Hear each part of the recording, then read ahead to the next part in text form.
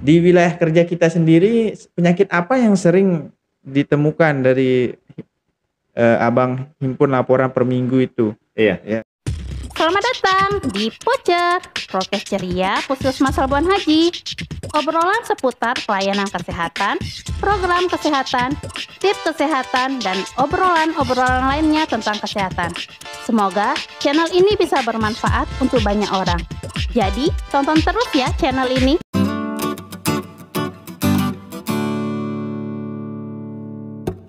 Assalamualaikum warahmatullahi wabarakatuh. Kembali lagi bersama kami dalam podcast Ceria Puskesmas Labuan Haji. Apa kabar teman-teman semua? Semoga teman-teman di rumah dalam keadaan sehat, aktivitasnya lancar, dan apa yang dihajatkan bisa terlaksana dengan baik. Hari ini kita kembali lagi dalam acara podcast Ceria, dan kebetulan hari ini juga kita kedatangan tamu, salah satu pelaksana program surveillance yang ada di Puskesmas Labuan Haji. Minta tepuk tangannya dulu teman-teman. Asik, hari ini beliau berkesempatan hadir untuk menemani kita dan akan membahas banyak hal tentang surveillance yang ada di Puskesmas Labuan Haji. Sebelum kita bincang-bincang dengan beliau, saya izinkan dulu untuk beliau memperkenalkan diri supaya teman-teman di rumah bisa kenal dengan surveillance-nya Puskesmas Labuan Haji. Silakan Bang. Baik, terima kasih waktunya. Baik, perkenalan dulu. Nama saya Hairil Faizan. Alamatnya di Desa Teros, Kecamatan Labuan Haji. Saya di Puskesmas Labuan Haji ini adalah sebagai pemegang program surveillance sejak awal pertengahan tahun 2020 sampai dengan sekarang. Ini saja perkenalannya. Sudah berapa lama di Puskesmas Labuan Haji, Pak?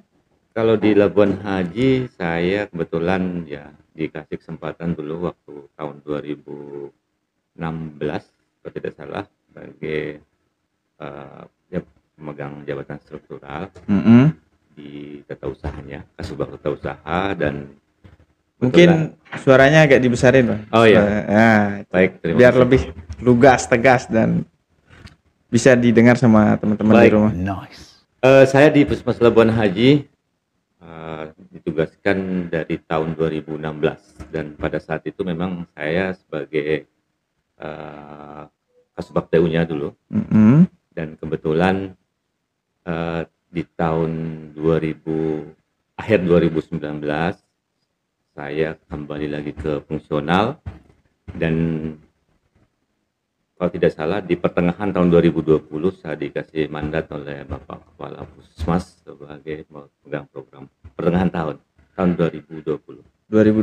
Ya. Berarti setelah selesai di jabatan KTU balik ke sini langsung di surveillance, Bang, ya? Iya, kemudian dipercayakan sama Mami Kampus sebagai pemegang surveillance di pertengahan tahun 2020. Oke. Jadi sekitar berapa tahun? 8 tahun ya? 8 tahunan, ya. 8 tahun. Jadi itu profil singkat tentang surveillance Puskesmas Labuan Haji.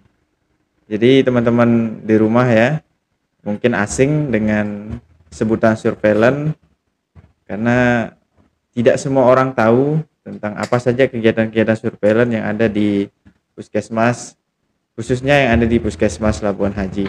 Kita juga atau saya pribadi masih belum terlalu banyak tahu. Nah, hari ini kebetulan beliau berkesempatan hadir untuk memberikan kita informasi terkait tentang kegiatan surveillance yang ada di Puskesmas Labuan Haji. Sebagai pembuka, saya ingin menanyakan dulu, sebagai gambaran, Bang, untuk teman-teman di rumah. Surveillance itu seperti apa? Jadi secara program, secara konsep seperti apa? Mungkin bisa dijelaskan ke teman-teman di rumah dan teman-teman di studio hari ini. Iya, baik, terima kasih. Mungkin saya akan jelaskan mungkin secara program ya. Maksud daripada surveillance ini adalah seperti apa yang pernah saya baca di penanggulangan KLB dan wabah di Kemenkes tahun 2020 bahwa surveillance itu adalah merupakan suatu kegiatan pengumpulan data dan informasi tentunya terkait dengan penyakit menular dan potensial wabah, yang tentunya data dan informasi ini akan menjadi dasar kita untuk melakukan pengamatan dan kegiatan untuk melakukan tindak lanjut daripada kasus-kasus yang terjadi di wilayah Puskesmas, terutama Puskesmas Labuan Haji. Jadi surveillance ini kalau diibaratkan di institusi kepolisian seperti intelnya Puskesmas lah ya. Seperti itulah. Seperti itu gambarannya ya. Kita mengamati, meninjau, melihat apa yang dilihat, apa yang diamati, apa yang didengar. Tapi yang dikhususkan penyakit-penyakit yang berpotensi wabah ya. Jadi itu teman-teman ya, kalau di kepolisian mungkin kita kenal namanya Intel. Nah, hari ini kita ketemu sama Intelnya Puskesmas ini. Iya. Mungkin itu Intelnya Puskesmas ya. Secara program sendiri, apa saja kegiatan-kegiatan yang ada di surveillance Puskesmas Labuan Haji, Bang? Mungkin dijelaskan ke teman-teman di rumah. Kalau kegiatannya ya seperti yang kita laksanakan bersama tim tentunya kan. Kalau surveillance ini tidak terlepas dari tim ya. Selama ini memang kita mendapatkan informasi dan seperti yang kita laksanakan bersama tim di sini ya. Memang surveillance itu karena kita saat ini telah mendapatkan sumber informasi dan data ya. Jadi kita melakukan pelaporan dengan menggunakan sistem kewaspadaan respon dan dini dan respon yang disingkat dengan SKDR ya. SKDR. Kalau dulu saya zaman saya dulu IWERS, apakah itu perubahan dari? Iya, perubahan karena kalau SKDR namanya sekarang itu yang dilaporkan setiap minggu itu, Bang ya? Setiap mingguan ya. Kecuali kalau ada kasus yang misalnya ada KLB baru kita melaksanakan pelaporan dengan W2. Kalau yang SKDR masuk dalam W1 saya. Kemudian kalau memang yang mingguan itu yang kita menggunakan SKDR atau dengan laporan W2-nya. Oh, berarti itu dasar untuk menganalisa apakah suatu tren penyakit itu mengalami wabah atau potensi wabah ya? Iya. Jadi berarti hanya laporan 1 kali seminggu itu saja? Iya. Itu dari mana saja menghimpun laporannya, Bang? Dari kita himpun data misalnya dari kunjungan, terutama kunjungan Puskesmas, kemudian kunjungan Pustu, itu yang kita akan ambil dari teman-teman yang jadi pegang program dan Polindes masuk enggak? Polindes enggak masuk. Oh, enggak masuk. Tidak, karena kesehatan ibu dan anak ya. Jadi yang kita ambil datanya dan informasinya itu dari teman-teman Pustu dan kunjungan yang ada di Puskesmas. Berarti yang dari Poli, dari rawat inap, UGD sama teman-teman Pustu. Oke. Teman-teman Pustu. Balik ke sana, Bang. Ya. Jadi begitu data itu dihimpun kan setiap minggu dan itu berbulan-bulan dan berbulan-bulan ya. Bagaimana seorang surveillance mengatakan suatu tren penyakit ini berpotensi wabah atau bahkan sudah menjadi wabah dan KLB? Kalau selama ini memang yang kita dari pelaporan SKDR ini kita ada istilah alert itu alarm lah ya. Iya, alarm untuk kodenya. Ya, karena di sana ada kode-kode tertentu yang akan kita laporkan di SKDR itu. Misalnya ada ada laporan dari Dinas Kesehatan dengan hasil KDR itu yang bersifat alert, nanti akan di feedback kita. Dari laporan yang kita laksanakan di tiap minggu itu ada pelaporan memang kita punya WA grup tersendiri. Oh, berarti melapor setiap minggu. Kemudian penentuannya itu dari kabupaten, provinsi atau pusat yang feedback ke bawah itu, Bang? Feedback ke bawah itu memang kan kita langsung, kalau SKDR-nya kan kita punya server pusat. Nanti dari pusat ke provinsi. Oh, gitu. Berarti tetap dari pusat tren analisa itu dilakukan. Terus dikembalikan dalam bentuk feedback. Di feedback dari kabupaten ke kita. Oh iya. Misalnya kalau memang ada alert itu yang dari kabupaten diminta kita untuk menindaklanjuti. Oh iya, betul. Kemudian, terus Bang, mengenai dari penyakit tadi kan yang dilaporkan sama teman-teman Puskesmas dan Pustu, itu bisa disampaikan enggak penyakit-penyakit apa saja yang biasa dilaporkan? Yang biasa dilaporkan yaitu ya di sana yang penyakit terutama yang potensial wabah, ada DBD-nya, ada malaria, kemudian ISPA masuk, kemudian ada ini cikungunya ada, yang sama itu. Malahan ada masuk yang terkena gigitan anjing. Iya. Berapa jenis penyakit itu Bang? Kalau udah salah hampir 24 item. Itu banyak sekali berarti. Malahan sampai COVID dulu masuk. Dulu masuk ya. Jadi laporan rutin mingguan ya. Tapi karena sekarang sudah tidak ada. Karena kita statusnya sudah endemis ya. Iya, malahan pneumonia juga masuk ya. Jadi sekitar kurang lebih 24 ya. Jadi informasi ya. Tapi kode-kode yang masuk di SKDR itu dalam arti hanya tentu saja yang sering terjadi di puskesmas itu yang akan kita laporkan. Di sana lengkap dengan kunjungan sama kunjungannya ada juga. Oke. Nah, mengenai kondisi yang ada di puskesmas kita, Bang. Ini kan khusus penyakit yang tidak menular ya. Penyakit menular penyakit menular ya. Iya. Yang kita akan gali karena yang memang dilaporkan memang itu kan. Yang potensial. Nah, di wilayah kerja kita sendiri penyakit apa yang sering ditemukan dari Abang himpun laporan per minggu itu? Iya. Ya, minimal lah 1, 2, 3 jenis penyakit yang sering ditemukan. Memang yang dari pelaporan yang sering kita temukan dari pelaporan dari SKDR kita yang paling sering itu yaitu diare, kemudian DBD masih banyak. DBD karena mungkin tidak banyak, cuman dalam arti di dalam ada jedanya dalam 1 bulan tuh kadang ada 2 atau 3, ada 1, cuman di bulan berikutnya kadang tidak. Tapi ini continue tetap ada. Iya, karena perubahan musim ini, karena musim hujan dan itu yang kita harus waspadai sebenarnya di saat-saat ini. Karena ini ada musim Kalau di musim kemarau kasusnya masih ada enggak? Kasusnya saya rasa berkurang dia, karena dari laporan kita yang untuk DBD khususnya ini ya, dari tahun 2021 itu malahan hampir 60 kasus yang per tahun. Oke. Kemudian alhamdulillah terjadi penurunan terutama untuk DBD ini di tahun 2022 sekitar 18 kasus.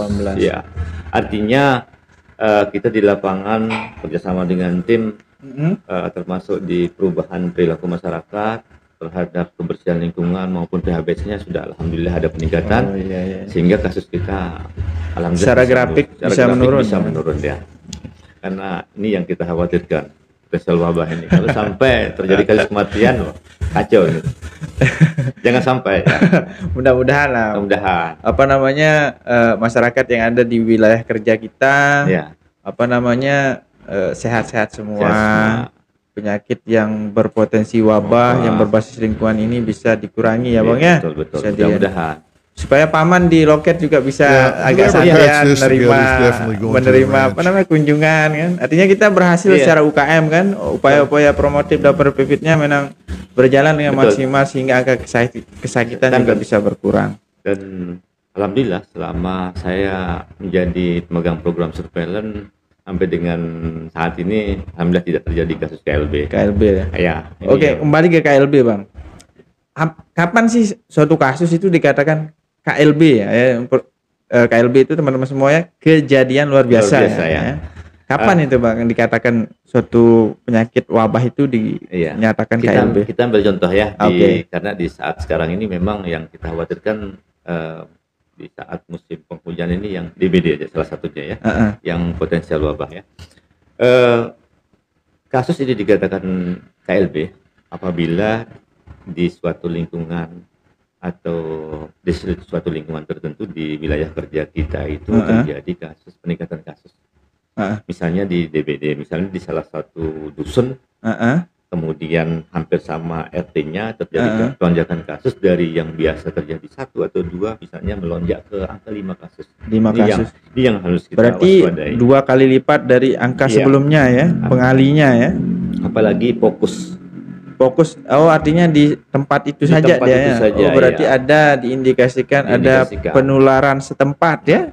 Nah itu yang harus kita benar-benar tindak lanjut itu bersama dengan tim, kemudian program yang lain. Terus yang berhak mengatakan suatu wilayah itu KLB atau endaknya siapa Bang? Apakah kita di puskesmas? Memang dasarnya kan kita pelaporan. Nah, memang kalau pelaporan dari termasuk dari SKDR sistem kewaspadaan dini dan respon yang tadi ya. Betul. Setelah memang ada pelaporan, otomatis langsung alert itu kalau memang terjadi 2 kali peningkatan kasus. Alarmnya itu kuning, merah, hijau atau gimana? Ada Langsung dalam arti ya biasa dikasih tanda kita merah kalau memang dari kabupaten ada informasinya bahwa ini harus segera ditindaklanjuti dan di follow up langsung ke bawah. Iya. Kemudian kalau memang terjadi alert itu yang kita, karena kita sebagai intelnya berarti harus kerjasama tim. Betul. Ini yang harus kita tindak lanjuti. Misalnya kalau terjadi KLB ya. Pernah enggak kejadian KLB di wilayah kerja kita? Alhamdulillah selama ini memang ada kasus tapi tidak sampai ada pelonjakan. Tidak signifikan lah ya. Tidak signifikan. Dalam arti misalnya di desa atau kelurahan ini terjadi 1. Besok misalnya kita punya 2 kasus dalam 1 bulan. Tetapi dia tidak satu tempat. Dalam arti misalnya beda tempat dia masih belum bisa dikategorikan KLB. Gini Bang, ini kan kita wilayahnya hampir 50%-nya di pinggiran pantai. Nah, menarik nih karena dulu kan malaria itu sempat. Malaria sempat. Untuk kondisi yang sekarang gimana? Alhamdulillah malaria karena kita termasuk Lombok Timur sudah masuk eliminasi untuk malaria, sehingga kegiatannya sekarang bisa di pending lah, dalam arti yang kita kerjakan selama ini memang survei jentik anoples istilahnya di lagun. Nah, itu yang utama sekarang, bagaimana lagun itu bisa bersih dari jentiknya terutama. Dan alhamdulillah dari hasil pemantauan kita selama tahun 2012 ini tidak pernah terjadi kasus. Sehingga jujur kalau sekarang kasus-kasus untuk kegiatan malaria ini sudah hampir tidak ada lah. Lebih banyak kita fokus kepada sekarang ke DBD. Melihat kondisi kita sekarang ini. Mudah-mudahan lah ya. Jangan sampai seperti beberapa belas atau puluh tahun yang lalu. Iya, itu yang kita karena wilayah Puskesmas Labuan Haji sempat terjadi KLB malaria. Mudah-mudahan di tahun-tahun sekarang sampai tahun berikutnya tidak ada lagi kasus malaria. Iya, ini yang kita khawatirkan. Nah, saya kembali ke program. Iya, baik. Target-target dari surveillance sendiri di program surveillance yang ada di Puskesmas Labuan Haji mungkin bisa diuraikan Bang satu persatu. Target kita yang memang kalau kita lihat dari indikator memang yang pertama itu kan bagaimana kita melaporkan sistem kewaspadaan ini dan respon tepat waktu ya. Yang kedua bagaimana kita menangani kasus KLB harus kurang dari 24 jam. 24 jam. Iya, itu yang jadi target kita. Jangan sampai terjadi KLB itu saja ya. Itu saja karena itu yang kita khawatirkan, dengan adanya KLB otomatis akan terjadi pelonjakan angka kesakitan dan kematian. Ini yang jangan sampai terjadi. Dan alhamdulillah sampai saat ini kita bersyukurlah menjadi pegang surveillance karena tidak pernah terjadi KLB. Oke Bang, karena abang ini kan kita ibaratkan intelnya Puskesmas lah. Baik. Jadi apa harapan abang sendiri di program surveillance kepada masyarakat? Mungkin ada pesan-pesan yang ingin disampaikan ke masyarakat, bisa disampaikan lewat podcast ini, lewat kesempatan yang baik ini, supaya kasus-kasus bisa ditekan dengan seminimal mungkin lah, terutama kasus-kasus yang memang yang setiap minggu abang laporkan yang berbasis lingkungan ini. Mungkin bisa apa saja yang bisa disampaikan ke masyarakat Bang? Baik, terima kasih. Jadi harapan saya kepada masyarakat untuk saat ini, di saat musim penghujan ini, bagaimana kita selalu menjaga kebersihan lingkungan. Ini yang utama. Kemudian yang kedua, PHBS kita. PHBS, tetap PHBS. Kayak logo di depan loh, PHBS harus tetap ada. Iya, harus. Karena ini yang faktor pendukung utama di kita di surveillance, bagaimana tidak terjadi angka kesakitan dan kematian dan terjadinya kasus ini. kuncinya adalah di kebersihan lingkungan, kemudian PSBS kita, perilaku hidup bersih kita yang secara personal. Secara personal itu di yang tatanan minimal, tatanan rumah tangga ya. Rumah tangga ya. Jangan sampai di lingkungan kita terjadi ada genangan-genangan air, kemudian ada bekas-bekas botol-botol plastik yang dibiarkan begitu saja. 3M+. 3M+ ya, menutup, mengubur, menguras, kemudian plus-plusnya itu ya menghindari gigitan nyamuk. Ya, itu saja. Nah, terakhir Bang, iya, sebelum kita closing, harapannya tadi kan ke masyarakat, iya, supaya gimana penyakit-penyakit berpotensial wabah ini bisa ditekan seminimal mungkin. Harapannya untuk program surveillance, karena kita ini di awal tahun kan. Baik. Supaya apa saja yang ingin diperbaiki, ingin ditingkatkan, silakan mungkin. Baik, kalau dari program mungkin harapan saya, karena walaupun tidak pernah terjadi KLB ya, namun kita selalu berharap adanya kerjasama tim. Kerjasama tim. Ini yang utama. Yang internal berarti? Yang di puskesmas? Internal puskesmas. Atau lintas sektor atau yang gimana? Dua-duanya. Tapi yang utama kita bagaimana kita kerjasama di internal puskesmas, terutama untuk memegang program-program yang lain seperti pemegang program BPD, kemudian pemegang program TB, Promkes juga ya? Promkes juga. Karena di samping kita Intel harus ada itu jadi siap pendukungnya. Siap Komandan, siap mengikuti langkah Anda. Karena itu akan menjadi penyuluh juga nanti di masyarakat. Nah, itu yang kita sangat harapkan sehingga kalau sudah kerjasama tim sudah solid di dalam internal kita, terus berarti yang harus di samping kita akan tingkatkan lagi di lintas sektor. Oke, terima kasih. Ya, itu yang. Jadi terima kasih ya Bang, hari ini mau berbagi ilmu kepada kita tentang program surveillance yang ada di Puskesmas Labuhan Haji. Informasi-informasi ini juga memberikan kita pencerahan, terutama saya dan mudah-mudahan juga di masyarakat. Surveillance itu seperti apa? Program-programnya tadi sudah dijelaskan, apa tugasnya, kemudian apa fungsinya. Nah, tadi juga di awal kita sudah mengibaratkan kalau di kepolisian intelnya polisi, kalau intelnya orang kesehatan, inilah intelnya. Semoga apa yang dikerjakan Pak Faizan tahun ini bisa berjalan lancar, apa yang diprogramkan, apa yang ditargetkan bisa berjalan dengan maksimal. Dan semoga KLB dan kasus-kasus berpotensial wabah yang ada di wilayah kerja kita Puskesmas Labuhan Haji, terutama yang ada di 2 kelurahan dan 5 desa yang sebagai wilayah kerja kita, tidak ada lah yang KLB dan penyakit-penyakit potensial wabah ini bisa menurun secara signifikan. Jadi terima kasih teman-teman semua, tetap nonton terus, tetap dukung channel kita dengan cara subscribe, karena banyak informasi-informasi yang bermanfaat yang bisa ibu bapak-bapak semua di rumah dapatkan di video kali ini. Terima kasih, mohon maaf apabila ada salah kata. Wabillahi taufiq wal hidayah. Wassalamualaikum warahmatullahi wabarakatuh. Waalaikumsalam warahmatullahi wabarakatuh.